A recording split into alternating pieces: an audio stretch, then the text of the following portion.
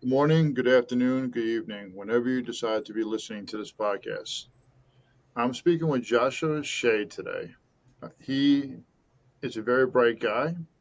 I'm looking forward to hearing more about his story. He's done over 600 interviews, and he's a lot more seasoned than I am. Josh, would you like to introduce yourself, please? Uh, Good morning, good afternoon, good evening, whenever you are listening to this, wherever you are on this green and blue blob we call the Earth. My name is Joshua Shea. I am currently a full time pornography addiction coach. I also coach partners who are dealing with betrayal trauma, and I help the couples who find themselves in these situations. In the areas of communication and trust. Prior to that, I wrote 4 books about pornography addiction and betrayal trauma. Um, Prior to the pandemic, I was out speaking, doing a lot of that stuff before I transitioned into being a coach. And I got here ultimately because I was a 24-year addict to pornography, also was a 22-year addict to alcohol, starting at 12 and 14, respectively.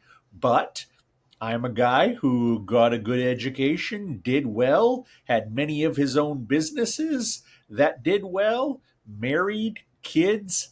Everything looked good from the outside when I finally went and sought help 12 years ago. And it was during that process that I said, somebody's got to be talking more about this out there. So I have been talking and writing, and now for the past several years, coaching in these areas. What was the straw that actually created the need or desire to change 12 years ago? Well, it had been a long time in coming. There is never just that one last thing, but the one last thing was ultimately losing my job, a job that I owned 1/3 of the company, and I ran the day-to-day operations. But my co-owners recognized that my alcoholism. Nobody knew about the porn addiction, but the alcoholism was really bringing me down. People didn't realize how bad I was in the evenings with the pornography, but during the day they could certainly see how rough I had it with the alcohol. So they ended up essentially firing me from a company that I built. And the next day, my family had a bit of a intervention for me that I thought to myself, this is absolutely silly. I don't know why they're trying to tell me I have a problem. And during that intervention, and I guess this is what's supposed to happen during an intervention, I had a moment of clarity and recognized that I could either try to rebuild the relationships with people, my wife, my kids, my parents, my friends, who I had been taking advantage of and neglecting and disrespecting for years, but I'd have to quit porn and alcohol, which were making me sick anyway.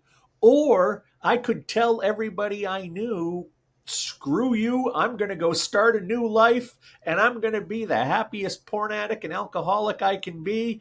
And honestly, it wasn't any choice when it dawned on me that those were my two options. Um, I wasn't well. I'll tell you, William, I don't think I would. I really, truly don't think I'd be here with you today, almost 12 years later, had I not made that healthy decision, because I don't know if I'd still be here on Earth. Um, it was a bad, bad time. And thank God there were those few little moments of clarity. There were those people in life to kick me in the butt. And 2 weeks after that firing, after that intervention, I was on the other side of the country going through alcohol rehab in Palm Springs, California. And less than a year later, once I finished with the alcohol, came home and did a lot more therapy. I decided to go to an inpatient rehab center for the porn and alcohol as well. Um, and those were magnificently transformative experiences that probably saved my life. But had it not been for that firing, had it not been for that intervention of sorts, I don't know if I would have had that moment.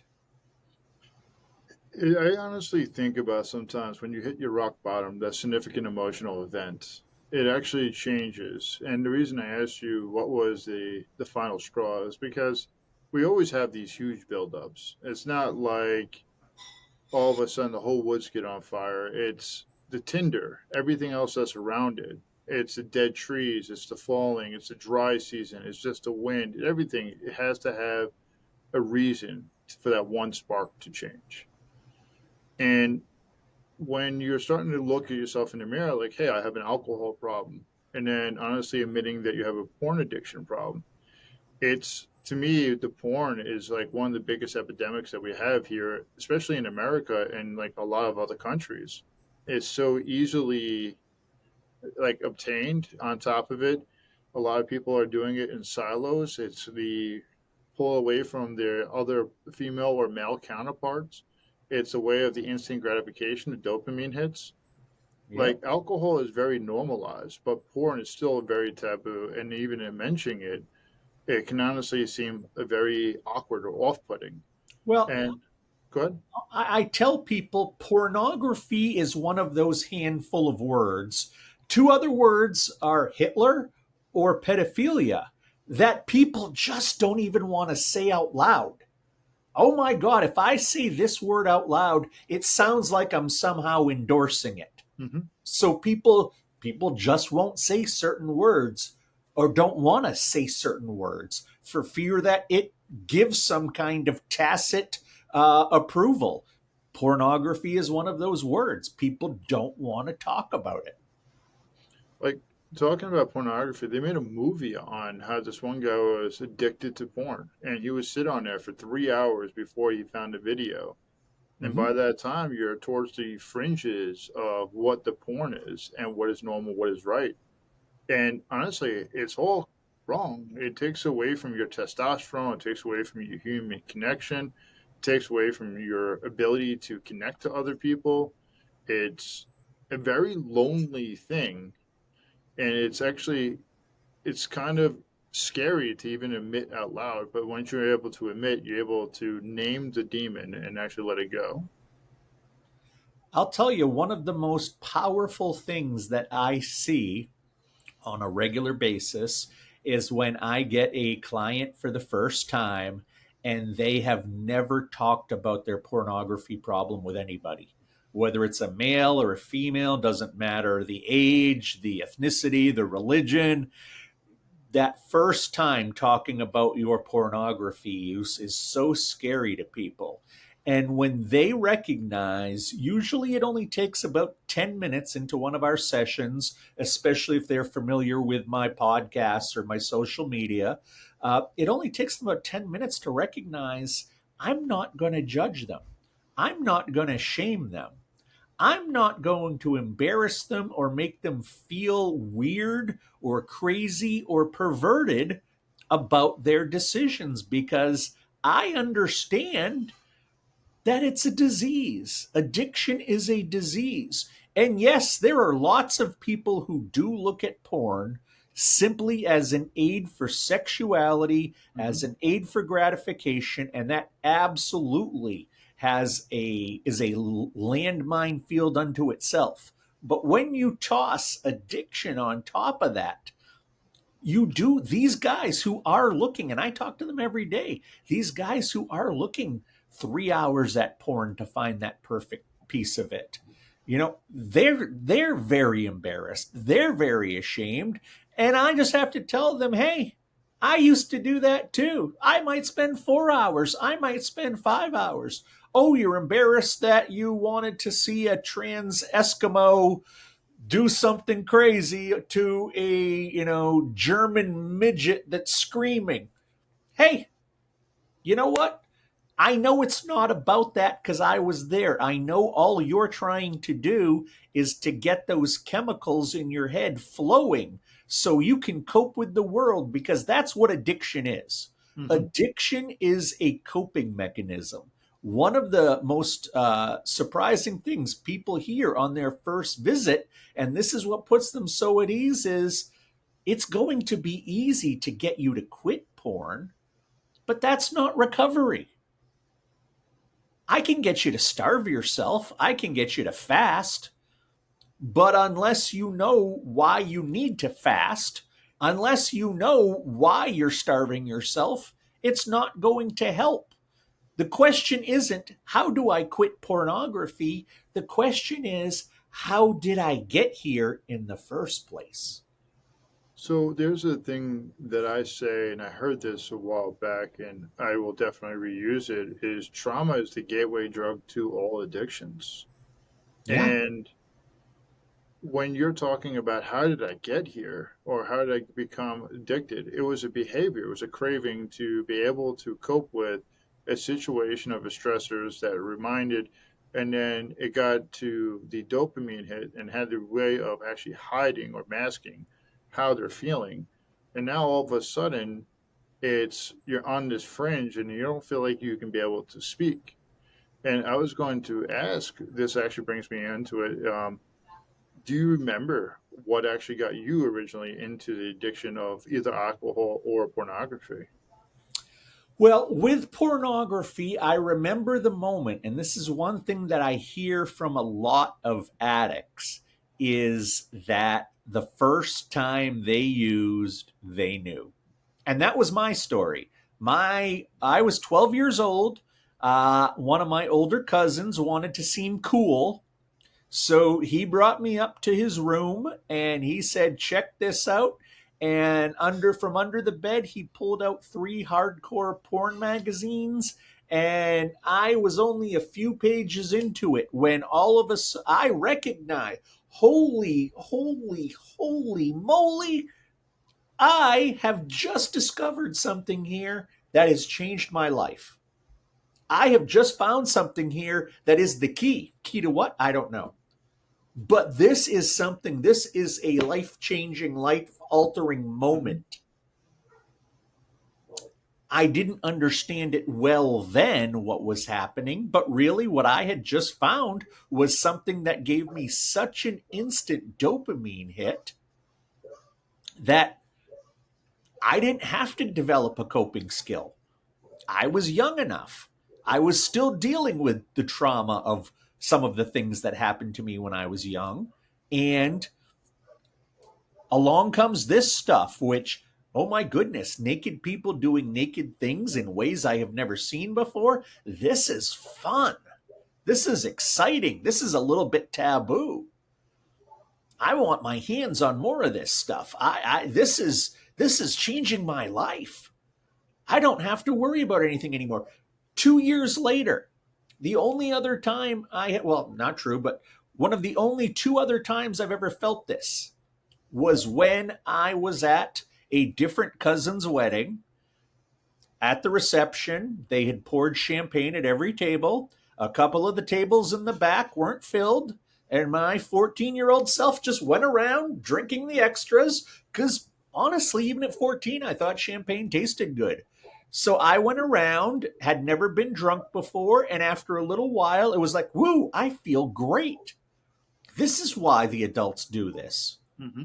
And I'm happier. I am funnier. I'm a better dancer. I'm okay. I get this. And then, really, from that point forward, no matter where I was in life, no matter my age, no matter my relationship status, my employment status, porn and alcohol were the two things that I could always count on to make me feel better for 20 plus years.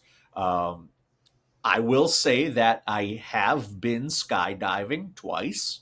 I kind of get that little bit of thrill from that.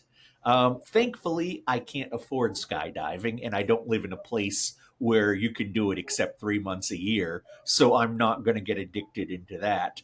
But that's the only other time I have felt like, whoa, this is a rush, and this is a rush that's going to help me deal with all the bad stuff. And that's pretty much, even if you don't recognize that's what's happening within you while you're becoming addicted, Later on, when you start to understand the chemistry of it, when you start to understand the trauma formula of it, the pieces fall into place and it makes a lot of sense. It does make a lot of sense. And there's something I've been learning about in school and even at work. So I work as a peer specialist for the VA. And one of the areas I work in is SUD, substance use disorder. And the school right now I'm doing is human services with addiction. And the talk about there's like you don't know that your brain is already wired for certain people to be addicted to opiates, to cannabinoids, Right. to alcohol, to other areas. Like being in the Marine Corps, and when you come back from war after being in a few firefights, your brain is wired for that intensity moment, that wholly the now in that moment. And Yeah. then you start having that adrenaline rush. You're addicted to the highs, to the swings, to that ability to just have to have those split second decisions, or otherwise everything is over. And it's weird to say that you can be addicted to stress and you can be addicted to a lot of other areas. And there was something I wanted to circle back to. You were talking about the taboo, pornography, pedophilia, and Hitler. My brain, the way that it works now, after having the ability to sit with a lot of people, is if I can't help you build a bridge, like if I'm just shaming you and not helping you build a bridge, you're not going to come over to my side. Right. I'm going to keep you exiled to the other side. If I'm not understanding, willing, and compassionate enough to be able to say, you know, where you're at is really rough. Dude, I really don't like what you're doing. But you know what? I love you. In religion, they say, hate the sin, love the sinner. And that's how my brain started to really rationalize this. And this is an area why I started up this podcast. It's because there's a lot of things that are taboo, and it keeps us in our own little echo chambers, and it Yeah. keeps us becoming more toxic and poisonous to ourselves because one, we don't have the outlets. Two, this can lead to severe depression and anxiety of anybody finding our hard drives. And also, now, as soon as somebody actually does find out about this, they're going to abandon me. And am I actually worth it? And the worst case scenario can be suicide. But that is not off the table, especially if you are looking at a transgender Eskimo trying to have sex with a German midget, to use the phrase that you said before. It's like where people just don't understand what they're looking for and why they're looking at it. Mm-hmm. So, how do you help people really create that curiosity, even in their own journey, to be able to seek their own recovery? Well, it's multifaceted. Obviously, we do work on tools and techniques to stop the behavior. That's important, and we figure that out. We figure out, as we're doing that, we figure out where are the roots to this. What happened when you were young? I have never met a legitimate porn addict who became addicted to pornography after 18 years old. So we're always talking about childhood and what kind of trauma happened there. And usually, what I do with people on our very first session is that I simply mention some statistics. And I say, okay, Dr. Patrick Carnes, who's kind of the godfather of study in this area, he knew pornography addiction was an issue even before the internet started hitting big. He interviewed several hundred pornography and sex addicts years ago in a really interesting study. It's called The Making of a Sex Addict. And what he found was around 70% of the men who he interviewed who had these addictions, they had unresolved trauma that was traced to physical abuse.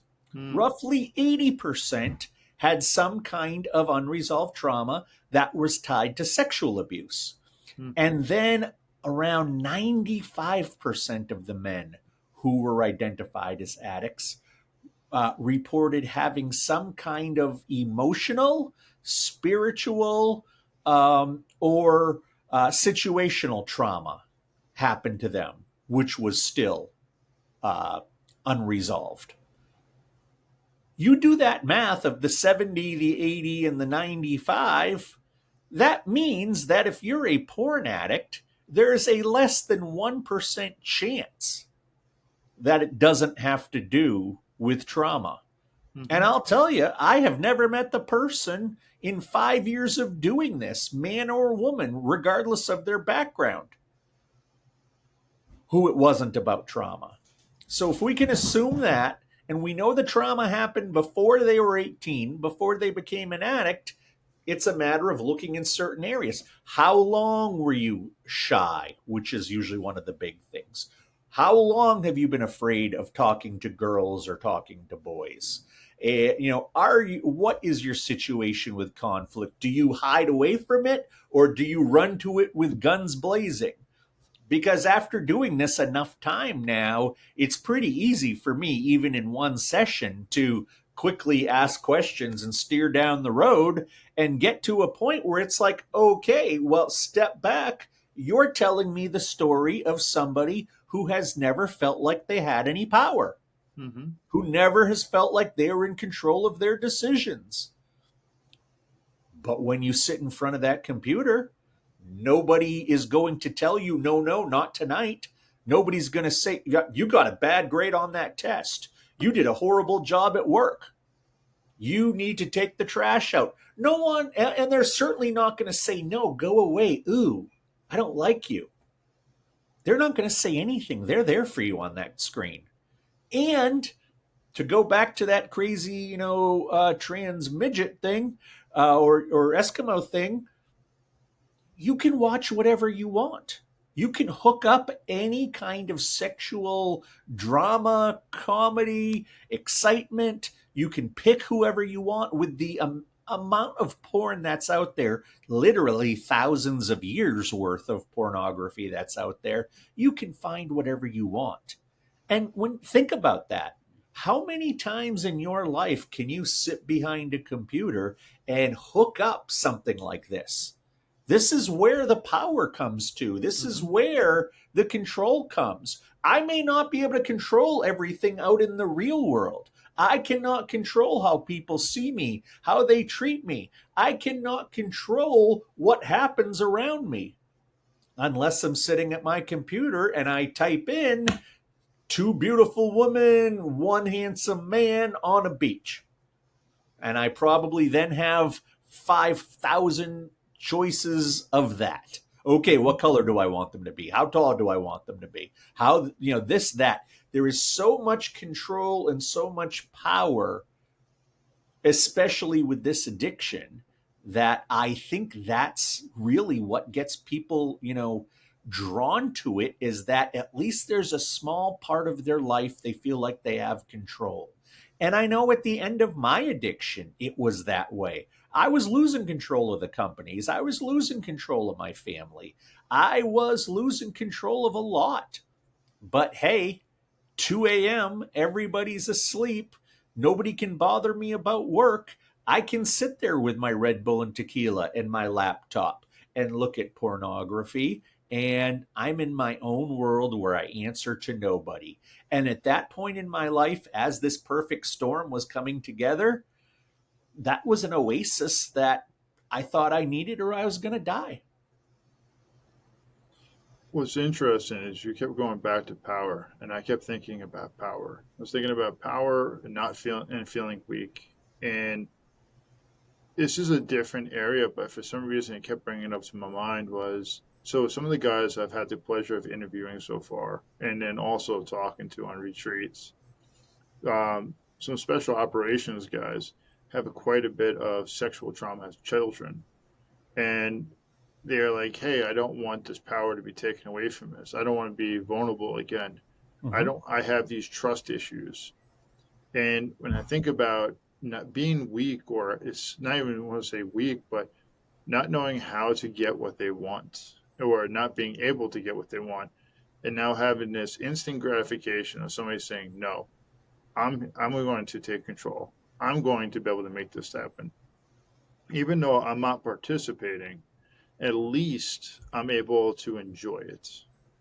And it's very interesting to me when you're saying that. And I hear this happen in a lot of different guys' lives, from alcohol abuse to substance abuse Yep. to like breaking up in other areas. It's just this fragile sense of being able to communicate their needs. And you like you said, you can actually hear within 10 minutes, you're able to navigate down the roads. When you are actually experiencing this with them, what type of relief do you see in their face, in their bodies? Well, like I was starting to mention earlier, when they recognize they can be open and honest, and I'm not going to judge them because Lord knows I probably saw what they did twice. And so who am I to judge? That really, really releases a lot for them. That is a giant sigh. And then when you can also recognize some universal truths, like people come into this thinking that, oh my God, I'm basically going to have to be castrated to move forward. No, no. Sexuality is a great, wonderful thing. We're talking about a disease here. And I tell you, when I was 12 years old, I didn't know where to get hard drugs. Where I was 12 years old, no one was going to sell me lottery tickets or let me into a casino. When I was 12 years old, I couldn't walk into a store and buy beer. So what was I going to get addicted to? Porn was all I had at my disposal at that point. It scratched the itch. But sometimes that itch is scratched by video games. Sometimes it's Mm, scratched by gambling. Sometimes it's scratched by alcohol or cigarettes or something else. I really think it comes down to finding that first thing, or in my case, also that second thing that just itches that scratch that you've had for so long. Why was it porn and not video games for me? I don't know exactly. Why was it porn and not, you know, once I was old enough to sports bet, why did I not move over to that? I don't know. But I think it largely just had to do with it's what was accessible. mhm. And at that time, the neuroplasticity in my young brain wrapped around the pornography. A couple years later, wrapped around the alcohol. And that was that. I'm no more of a pervert. I'm no more of a cheater. I'm no more of a evil sex fiend or anything like that than anybody else, because that's not what it's about. And that's one of the great taboos that those of us who are addicts know that we risk in talking about this, is that somebody's going to jump to a conclusion of, oh my God, you're a sex freak. That's no, actually, and you know what? Maybe there are some sex freaks, whatever that is, who use pornography. But I used pornography as a tool for behavior modification. I Mhm. used porn as a way to calm down. I used porn and alcohol as a way to center myself, as a way to bring myself down, as a way to cope with all the anxiety and stress and everything that was living inside my head, but I still denied was there. You're not a It's freak if you become an addict to this stuff. It reflects on your sexuality, not at all. The same percentage of gay people are porn addicts as straight people within a couple points. Um, it has nothing to do with whether you have a penis or a vagina, because every year I see double the amount of women I've seen the year before. mm, We've all got working sex organs. Why wouldn't they catch up? The issue is that, from a business point of view, pornography was only marketed to straight white men for decades mm. because the pornography was expensive to make. It was expensive to distribute. They could only count on straight white men being repeat customers, so most pornographers made content for straight white men. Then all of a sudden the internet comes along, and then it really blows up when high speed internet comes along, Mhm. because you have killed expensive distribution channels at that point. And as it turns out, it's not really about the person on the screen, whether they're a porn star or your plumber. OnlyFans has proven that to us. Anybody can be a DIY porn star if they're willing to try. And this world is very, very different than it was back when porn was only geared toward the straight white man.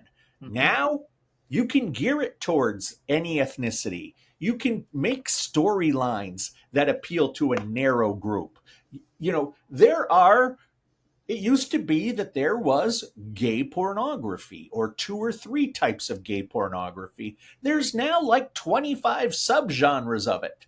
As far as, you go to any other porn site, straight or gay, you're going to see a list of categories that only grows longer and longer each year. There's stuff in those categories now that I have to ask my addicts, what the hell does this mean?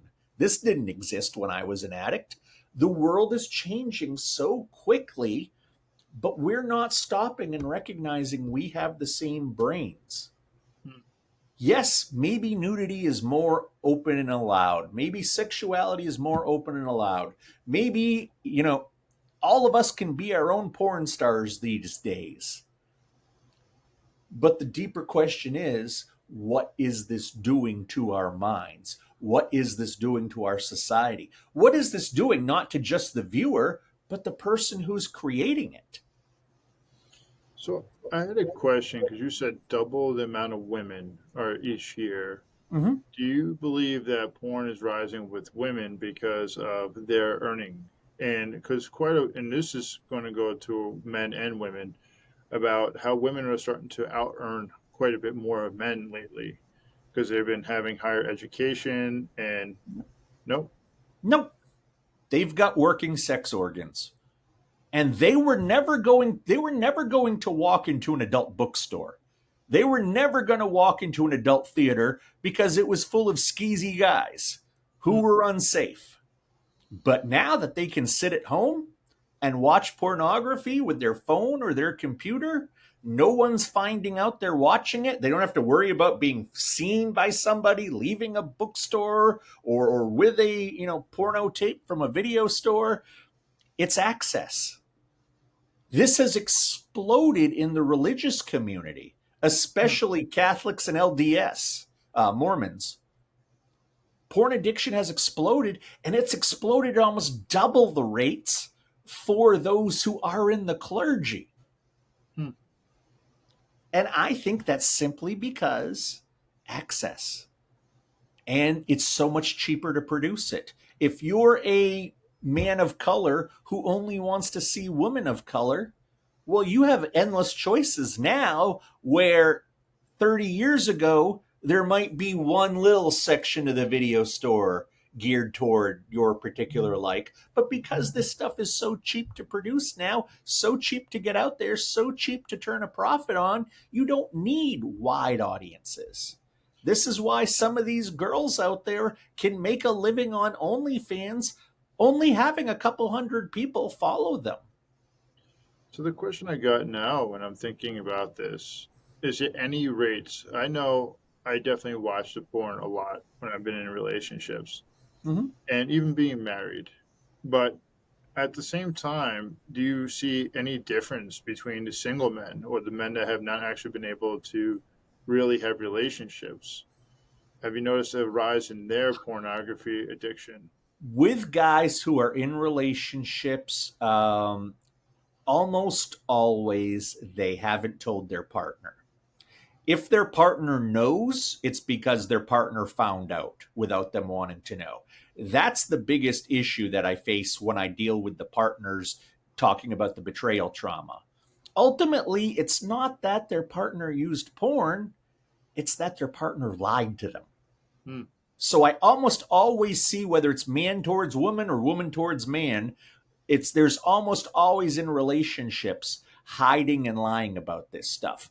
When a guy is not in a relationship or a girl is not in a relationship, and they are deep into pornography addiction, they're usually not in any place to be in a relationship. And kudos to most of them that they recognize that.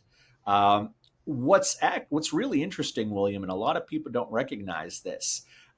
Sex studies and surveys have we've been tracking this stuff over 100 years now. You can find surveys from the 19 aughts and from the 1910s. This generation, Generation Z, at least those who are adults, those born between 1997 and 2007, this 10-year generation, 18 to 28, is having less sex Mm-hmm. at 18 to 28 than any other generation going back to when we have data about this stuff. Mm-hmm. What is it? Too many commercials on, too many channels to decide from now? What's the too much social media? No, it's directly porn because so many people just feel like they don't have to put themselves out on the line emotionally anymore, or Mm-hmm. they don't have the capacity to put themselves out on the line emotionally. They don't really need love, they need self love.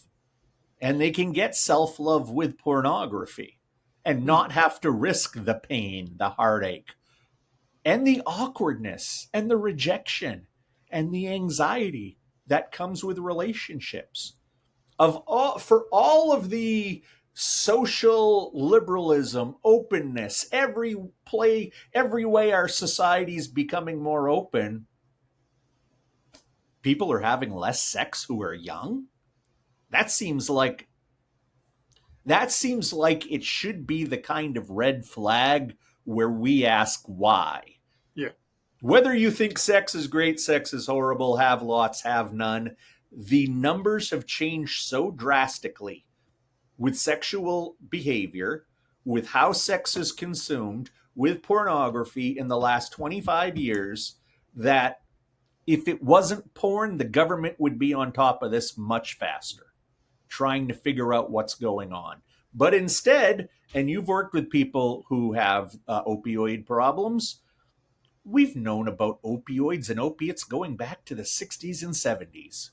You can watch Dragnet and they're talking about them. You can listen to some of the earliest rap in the early 80s and they're rapping about abusing opiates. It's not like we didn't see this stuff coming, but we as a society decided, oh, people who use drugs like that, they are the unwanted. They Mm-hmm. live on the wrong side of the tracks. They're dirty. They're bad. You do this, you are bad. Hmm. So don't touch drugs. Like Nancy Reagan said, just say no. Easy for a 70-year-old lady in 1985, I guess. We need to recognize pornography is the same thing, and we are back in the 1980s.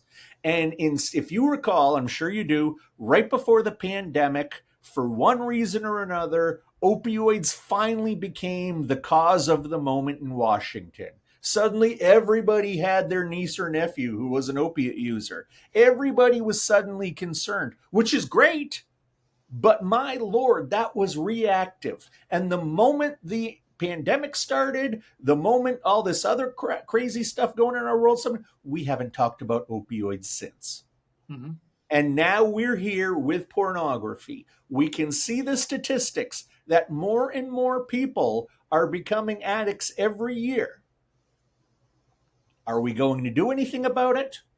I fear not, because again, who are porn addicts? They're sex fiends, they're perverts, they're dirty. And you don't want to have anything to do with them because dirty people watch porn. So So we're going to be reactionary again, despite the fact that 90% of men who have access to the internet look at porn at least once a month. Not saying they're addicted, they just look at least once a month. 60.2% of women who have access to the internet look at pornography at least once a month. If you don't look at pornography now, you're more rare than somebody who does. So, what we need to do is recognize we have to talk about this stuff. This is where we are in 2025.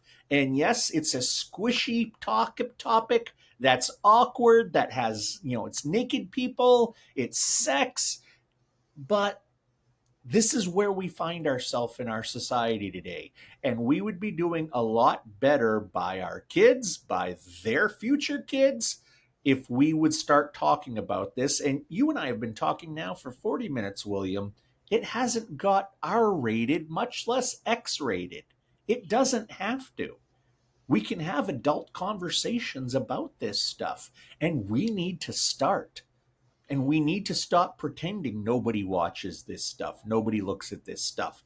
It's the other gross, dirty guy's problem. Because while you're dancing around that idea, you may have three kids upstairs all watching it, dealing with it because you haven't told them enough about life or whatever their reason. But this is happening all, like you said earlier, all over the world.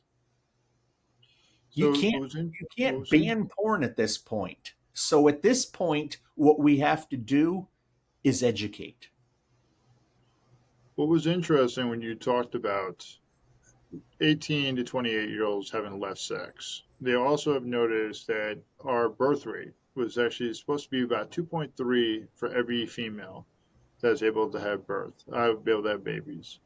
That number has dropped down drastically. I think it's like in the 1.7, 1.6.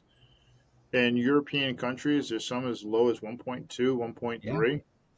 1.3. The Muslim population over there, they were saying it's closer to almost an eight. We have a lot of other people moving into different countries, and that's one of the growing factors of immigration. Um, it's really interesting about how you're looking at it from the porn approach because I have never actually took the time out to look at it from this lens because this lens is extremely important. I remember going across my dad. We had a bunch of broken cars in the driveway. And inside this black trash bag, it was like the same material as a leaf trash bag. It was three pornography VHS tapes. And I took one, and I remember watching these. And my dad he had like a few, and I was like, holy crap, what am I watching? And I was a young kid, very sexualized. I lost my virginity when I was 14 years old, and sex was more of the hunt. It was the chase, and then Yeah. I could understand. And it was more of actually wanting to be seen by another person, being able to not even just have like, and it messed up or distorted the way that I believe that we should have sex in relationships, where how many people watch porn and they believe this is how sex is supposed to be, and they kind of actually impede their own physical relationship with their partner. I was going to wonder if you would like to highlight that if they realized there was this. Do you see the similarities of how people look at sex on pornography or compared to having sex in real life? And have Uh, you go ahead? there definitely is because and it's being there are more and more happening like that every day because people like you and I who have had sexual relations with others, who have had sexual relationships with others, recognize pornography is fiction. But if you're a 11-year-old boy or a 12-year-old girl and you start watching this stuff, and this is the first time you've ever seen people have intercourse, well, these people, number one, a lot of the time don't look like anybody you recognize. Mm-hmm. And they're in a place where you don't recognize. I don't know you about you, but I've never been in a room where everything is white. Um, I've never, I don't hang out in apartments in Malibu overlooking the ocean where they always seem to be doing this. Um, and the porn itself is a fictionalized representation of sex. It's a fictionalized representation of what actually happens in bedrooms. But how would that 12-year-old kid know? How would that 13-year-old kid know? One of the things, seeing the fallout from this, as I mentioned earlier, prior to the pandemic, I did a lot of public speaking, speeches, presentations, and I was speaking to a women's health group at a college not far from where I live. And we were talking, it was a sexuality talk, and we were talking about pornography. And one of the women asked a question, and we went down a road, and I have found this to be true in the 5 years I keep asking younger women about this, is that there is a phenomenon happening right now on college campuses and elsewhere where women who are 18, 19, 20, 21 do not want to have sex with virgin men because they know these virgin men have grown up on porn. There have been studies that show, one by a Canadian college, that showed 97% of the top 200 videos on a popular mainstream pornography site showed the man being aggressive towards the Mhm. woman, whether it was physical or verbal.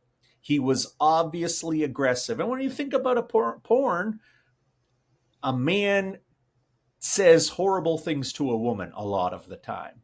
A man bends her in ways that you don't bend your partner really during that. Hands around the throat, calling her names during it. And this doesn't even begin to talk about how all of these movies end in a way that a man finishes that doesn't really happen in real life very often. Mhm. So you've got a 14-year-old boy, then a 15-year-old boy, then a 16-year-old boy still not having sex, but watching this nearly every day, thinking this is how you do it. Hmm. So when I was giving this presentation, a young lady said, "Yeah, we don't want to have sex with a lot of virgin men because we know they're going to throw us on the bed. They're going to call us a nasty name. They're going to try to start being some kind of macho person they're not in real life because that's what they've watched on porn. That's what they've learned. Pornography is sex ed for Gen Z and really most of the millennials too.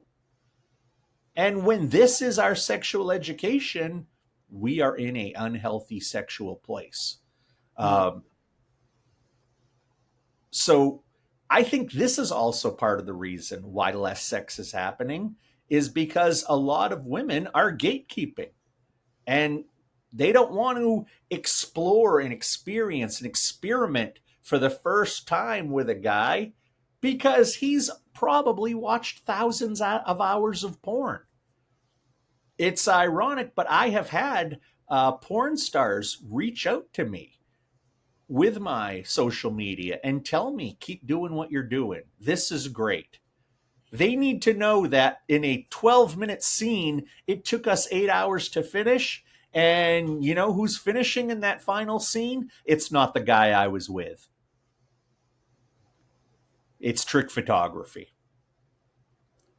It's the joke is it's a stunt dick. And I've learned all about this stuff, and it's like, wow, if kids only knew how fake porn is. But if you're 13 years old, you look at it as a documentary, you look at it as a reality show. For all they can fake in Hollywood, you can't really fake that. They're really doing it. This must be what it's like. Hmm. And we are misinforming generation after generation at this point. And until we start doing some educating, we really can't expect anything else. So, Josh, why did you write your first book? I was short out of rehab, out of both of them. I was starting to figure out what I was going to do with my life because I knew I had to get out of the rat race the way that I had been living it because that was part of the problem. And I happened to be at a bookstore. I'm sure you remember what those were back in the day. I was at a bookstore, I was in the self help section, And I noticed they had a lot of books about overall addiction. They had plenty of books about drug addiction, plenty of books about alcoholism. There was nothing there about porn addiction. And prior to, I didn't mention, but the company that I owned was a magazine publishing company. I have been a journalist or a writer for 20 years before I got clean. And when I saw that there was no books about this out there, that's when my entrepreneurial light bulb went off and said, hey, I've got a good story to tell. I'm a decent writer. Let me try this. And so I wrote my first book, which was really a look at the rise and fall of my last business as I rose and fall with the addiction at the very end, Hmm. kind of drawing the comparison of how both went up, both went down. Um, After I wrote that book, and I thought that was going to be it. That would be my entry into this world, and I would figure something else out. I did get a few messages from some addicts, but what shocked me was that I got a million messages from the wives, from the girlfriends, from the mothers. I got some from husbands. I got some from boyfriends saying, you fixed yourself. How do I fix my person? And it's like, well, actually, there was a whole lot of people under my hood helping me fix this. And it wasn't overnight. And ultimately, you can't force anybody to do anything. But let's talk about you. Tell me more about your situation. And this is where I learned about betrayal trauma. Hmm. And a good friend of mine, who's a marriage and family therapist, said, you really do need to, if you're going to deal with addicts, you really need to deal with their partners as well. Many addicts will be single, but you're going to have to deal with many addicts who have partners.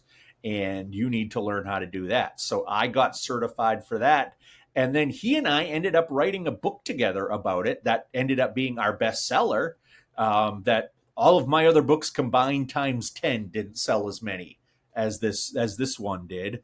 And after that hit, I was forced to start a social media life for my publisher. I got my website, I got my Twitter, my TikTok, all of those things. For some reason or another, the TikTok took off. It changed my life forever, because suddenly I all of a sudden had 4 or 5 clients a day, whether it Hmm. be porn or the betrayal, or they wanted to meet with me together. And that's how I started doing that and said, wow, this is powerful. I need to figure out what I'm doing. So I went and studied and got certified in what was called being a disclosure specialist, a couples disclosure specialist, um, which again, at the core, is just about rebuilding communication and trust. Because after you've lied about something for so long and your partner finds out, do you really think that they're going to believe that's all you've ever lied about? And that's really where the crux of dealing with my partner clients lays, is how do you rebuild that trust? Can you rebuild that trust? But ultimately, yeah, it's just sort of been, William, one of those things that's one thing after another. And I look back at my life and it's like, I was a good writer, so I could write books. That's why I was a very good journalist, especially a good investigative journalist, so I could learn to ask questions. I think I went through addiction and recovery, so I would have first person experience in explaining this to people in a way that perhaps there's a therapist out there that has more learning or research than me, although I doubt that in most cases. I may not have that high of a credential, but many of my clients come to me after trying those people and saying they had no idea what I was talking about, how Hmm. it felt. You clearly know what it feels like to be an addict. And it's like, yeah, one of the first things I'll admit is I still like breasts. And I don't think that's ever going to stop, ever. And nor should it. That's part of my healthy sexuality. My porn addiction was part of my unhealthy sexuality. And you have to learn the difference. I think really it's my unique blend of life experience. I can ask you very, very tough questions about your personal history. I can ask you very tough questions about your sex life, about your personal sexual behaviors, because I already have asked parents about what their kids dying as a journalist.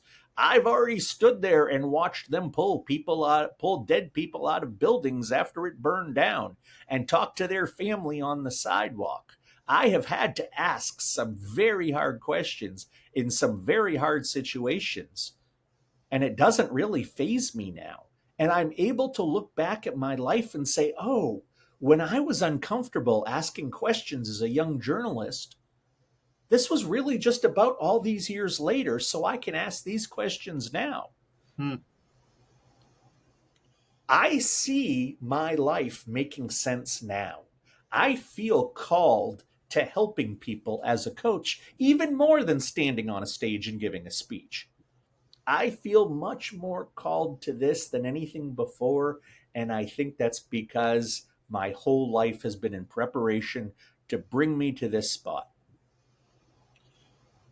Josh, I really do want to actually bring it back to with the couples. And when you were talking about the couples, I was thinking about how many people in relationships they wait until the very end until they break up and they have no more emotional bandwidth. And then when they're trying to talk to each other, they have such an ingrained way of thinking. And when they're trying to do couples counseling, that some people actually refer them to do MDMA counseling, couples counseling. So it's able to break down the entrenchment of thinking. The the other area I was thinking about when you were saying, "Hey, they lied to me." Where was Did they lie because they felt like it needed to be secret, or did they lie because they didn't know how to talk about it? And the vulnerability of being able to talk about your situation, your problems, your dilemma is a way to start building healthier relationships with your partner, with yourself, with your friends, your kids, your animals. It's hard to say, like, especially you're talking about how it is very taboo and you learning about this stuff. I learned quite a bit of stuff I did not know about porn addiction, and I really am grateful about it. The And when you talk about the partners, that's kind of the area that gets overlapped because when we look at the addict, we get so honed in on them, but we forget about how radioactive they are. Yeah. And when we don't fix our traumas, of how our traumas are really being exposed in different lights and different behaviors, now we have not only the trauma, but now we have the addiction on top of it. And how are we trying to decouple it? I was just having this conversation with a person today that alcohol was just a symptom to what you were dealing with. And his thing was more about power and control in his own life and about allowing people to be seeing him. And he's a tough Yeah. dude, Yeah. good guy. But at the same time, it's, hey, I'd rather go drink because that means if I'm actually vulnerable, they can hurt me. And how Yep. many of us are actually so worried about being hurt or rejected? And it makes a lot of sense of what you were sharing about, hey, this is porn, or asking these tough questions because they're only tough questions because they're taboo. If Right. if we actually start asking these questions instead of actually making them tough, it would be more normal of like, hey, what's going on? Well, I don't know. Why do you not know? There's something that's going on. How do you emotionally feel? What is going on in your head? What are you missing? What are you lacking? And at the same time, it's kind of nerve wracking, especially with the high rates of sexual abuse amongst the youth that Hmm. start to get into porn or Hmm. watching it. It's such a high percentage. And I was doing a quick math where it was 95, 80, and 70. It's over 0.01% of people that are getting addicted to it does not have trauma. I was doing the math when you were talking. So it was really interesting. And I've Um, never met that 0.01% ever. so I do want to actually ask you, what are the name of your books and how do people be able to find you if they have other questions? Well, you can just look up my name on Amazon. That's probably your best shot, Joshua Shea. Um, there are links also on my website. There are anything you really want to know about me or how to get coaching, how to find my books, how to read see my social stuff. Just visit my website. It is thatcorncoach.com. Corn is in the vegetable because long ago someone in social media said, "Oh, we can't let them write the word porn because everybody will become porn freaks if we let them see what the word porn looks like. So we have to use the code word corn for porn." Um, and that is, if you're watching anything on social media and you hear people talking about corn in a way that doesn't make sense, they're probably talking about porn. So you can find me at thatcorncoach.com. Hmm. And what I usually like to ask, when I wrap up the interview, what was the reason that you wanted to come on here? And the second part is, what are some wise words that you have for anybody that's listening to this? So I will Okay. give you a heads up. The audience is 50-50. We have men and women. You have the wives of me asking, hey, can we have some of the partners on here? I would love to hear what your genuine words would be to everybody. Well, first, a lot of people ask me a similar version of your question of why don't you have your own podcast? You could get you get a nice following talking about porn and you know so much. But the thing is, I don't think that I need listeners who have graduate degrees in this stuff. I want a listener who has never heard of me. I want a listener who's never considered this stuff to be introduced to it. And that's not going to happen if I have a podcast because I will grow an audience slowly. It's for my mission of education. The best thing for me to do is to go on as many other people's podcasts as possible. You have a different audience than the podcast I was on 2 days ago. The podcast I'm on tomorrow will have a different audience. So I want to talk to as many people as I can just to introduce this idea. That's why I like to go on different shows. Some shows I go on are geared at young people. Some are geared at marriages. Some are geared at parents. Some are the bro culture. Yeah, porn is awesome group. Sometimes it's religious people who can't understand why this doesn't have to do with the devil. Um, I talk to any audience that will listen. And that leads me to the other part that you said. It's very, very important that you not to yourself or to someone else disqualify why you or they could not be a porn addict. Many people still believe, well, she's a woman or I'm a woman. I can't be a porn addict. That's men. No. Like I said, I've seen men and women. I've seen people from 18 years old, and I could see them younger, I just won't, all the way up till their 70s. I've seen rich people, poor people. I've seen every color. I tell you right now, I have clients in 8 different time zones in the world. Whatever the reason is that you think you can disqualify yourself as a potential porn addict, didn't grow up in that kind of house, am religious, whatever your reason, your excuse for believing that you can't have a porn problem, you are wrong. Anybody can have a porn problem. I have met every type of person at this point. And if you think you have any kind of porn problem, talk to an expert who can help you at least set the bar at where you are and give you some perspective. And then you can go from there and decide what you want to do with your life. But if you are an addict, own it. Don't run from it. Hmm. Appreciate it. That's some wise words there, Joshua. I appreciate your time. I appreciate you making this happen. I will tell you, I had no idea that this was actually going to happen and transpire.